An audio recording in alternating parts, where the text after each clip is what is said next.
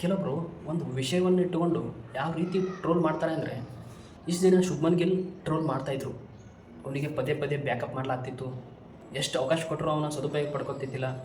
So ಅದೆಲ್ಲ ಮಾಡ್ತಾ ಇರ್ತಾಯಿದ್ರು. ಈಗ ಸದ್ಯದ ವಿಷಯ ಏನಂದರೆ, ಈಗ ಪ್ಲೇಯಿಂಗ್ ಇಲೆವೆನ್ನಲ್ಲಿ ಗಿಲ್ ಇಲ್ಲ, ಬಟ್ ಅವನು ಹಾಕಿರೋ ಸ್ಟೋರಿ ಮೇಲೆ ಈಗ ಚರ್ಚೆ ನಡೆದೈತಿ. ಆ ಸ್ಟೋರಿ ಏನಂದ್ರೆ, ಶುಭ್ಮನ್ ಗಿಲ್ ಸಂಜು ಸ್ಯಾಮ್ಸನ್ ಇಲ್ದಿರೋ ಒಂದು ಫೋಟೋನ ಎತ್ಕೊಂಡು ತನ್ನ ಇನ್ಸ್ಟಾಗ್ರಾಮಲ್ಲಿ ಸ್ಟೋರಿ ಹಾಕಿದ್ದಾನೆ, ಚಾಂಪಿಯನ್ಸ್ ಅಂತ. ತನ್ನ ಬದಲಿಗೆ ಇನ್ನೊಬ್ಬ ಆಟಗಾರನಿಗೆ ಅವಕಾಶ ಸಿಕ್ಕದ.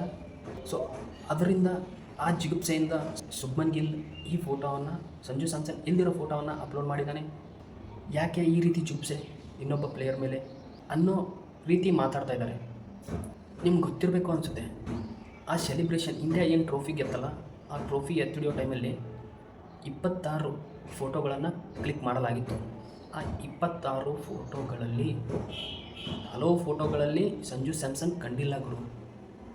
ನಾನು ಆ ಟೀಮ್ ಇಂಡಿಯಾ ವರ್ಲ್ಡ್ ಕಪ್ ಗೆದ್ದಾಗ ವ್ಯಾಟ್ಸಪ್ ಸ್ಟೇಟಸ್ ಹಾಕಿದ್ದೆ. ನಾನು ಹಾಕಿರೋ ಆ ವ್ಯಾಟ್ಸಪ್ ಸ್ಟೇಟಸಲ್ಲಿ ಕೂಡ ಸಂಜು ಸ್ಯಾಮ್ಸನ್ ಕಂಡಿರಲಿಲ್ಲ. ನಾನು ಆವಾಗ ಅಷ್ಟು ಅಬ್ಸರ್ವ್ ಮಾಡಿರಲಿಲ್ಲ. ಬಟ್ ಈ ವಿಷಯ ಯಾವಾಗ ಟ್ರೆಂಡಿಂಗ್ ಬರ್ತಲ್ಲ, ಆವಾಗ ನಾನು ಅಬ್ಸರ್ವ್ ಮಾಡಿದೆ. ಆ ಫೋಟೋ, ನಾನು ಸ್ಟೇಟಸ್ ಇಟ್ಟಿರೋ ಫೋಟೋನ ಅಲ್ಲಿ ನಾನು ಸಂಜು ಸ್ಯಾಮ್ಸನ್ ಇಲ್ದಿರೋ ಫೋಟೋನೇ ಅಪ್ಲೋಡ್ ಮಾಡಿದ್ದು. ಈಗ ಶುಭ್ಮನ್ ಗಿಲ್ ಮಾತ್ರ ಸಂಜು ಸ್ಯಾಮ್ಸನ್ ಇಲ್ದಿರೋ ಫೋಟೋನ ಅಪ್ಲೋಡ್ ಮಾಡಿದ್ದಾನೆ ಅಂದ್ಕೋಬೇಡಿ. ಭಾಳಷ್ಟು ಜನ ಅಪ್ಲೋಡ್ ಮಾಡಿದ್ದಾರೆ. ಬಟ್ ಶುಭ್ಮನ್ ಗಿಲ್ಲೇ ಯಾಕೆ ಟಾರ್ಗೆಟ್ ಆಗ್ತಾ ಇದ್ದಾನೆ ಅಂತ ಗೊತ್ತಾಗ್ತಿಲ್ಲ. ಒಬ್ಬ ಟೆಸ್ಟ್ ಕ್ರಿಕೆಟ್ ಟೀಮ್ನ ಕ್ಯಾಪ್ಟನ್ ಅದನರು, ಅವನು ಇಂಡಿಯಾದವನೇ ಅದನ. ಸೊ ಯಾಕೆ ಅವನ ಬಗ್ಗೆ ಈ ರೀತಿ ತಾತ್ಸಾರ ಮನೋಭಾವ ನಿಮ್ಮಲ್ಲೆಲ್ಲ ಯಾಕೆ ಟ್ರೋಲ್ ಆಗ್ತಿದೆ? ಶುಭ್ಮನ್ ಗಿಲ್ ಆಡಿದರೆ ಟ್ರೋಲು, ಆಡದೇ ಇದ್ದರೆ ಟ್ರೋಲು. ಯಾಕೆ?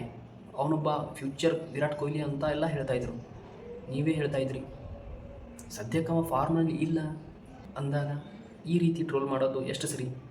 ಟೀಮ್ ಇಂಡಿಯಾ ವರ್ಲ್ಡ್ ಕಪ್ ಗೆದ್ದೈತಿ. ಗೆದ್ದ ಮೇಲೆ ಹನುಮಾನ್ ಮಂದಿರ ಹೋದರು, ಅದು ಟ್ರೋಲ್ ಮಾಡಿದ್ರಿ. ಈಗ ಸಂಜು ಸ್ಯಾಮ್ಸನ್ ಇಲ್ಲದ ಫೋಟೋ ಶುಭ್ಮನ್ ಗಿಲ್ ಅಪ್ಲೋಡ್ ಮಾಡಿದ್ದಾನೆ ಅಂತ ಹೇಳಿ ಟ್ರೋಲ್ ಮಾಡ್ತಾಯಿದ್ದೀರಾ. ಯಾವುದಾದ್ರೂ ಒಂದು ವಿಷಯ ಸಿಕ್ಕರೆ ಸಾಕು ನಿಮಗೆ ಆ ಟ್ರೋಲ್ ಮಾಡೋಕ್ಕೆ. ಒಂದು ಪಾಸಿಟಿವ್ ವೇ ಇರಲಿ, ಬರೀ ನೆಗೆಟಿವ್ಗಳಿಗೆ ಅವಕಾಶ ಕೊಡಬೇಡಿ. ಟೀಮ್ ಇಂಡಿಯಾ ವರ್ಲ್ಡ್ ಕಪ್ ಗೆದ್ದಿದೆ ಅಂತ ಸಂಭ್ರಮ ಪಡೋ ಹೊತ್ತಲ್ಲಿ ಈ ರೀತಿ ಇನ್ನೊಬ್ಬನ ತೇಜೋವಧೆ ಮಾಡೋದು ಎಷ್ಟು ಸರಿ?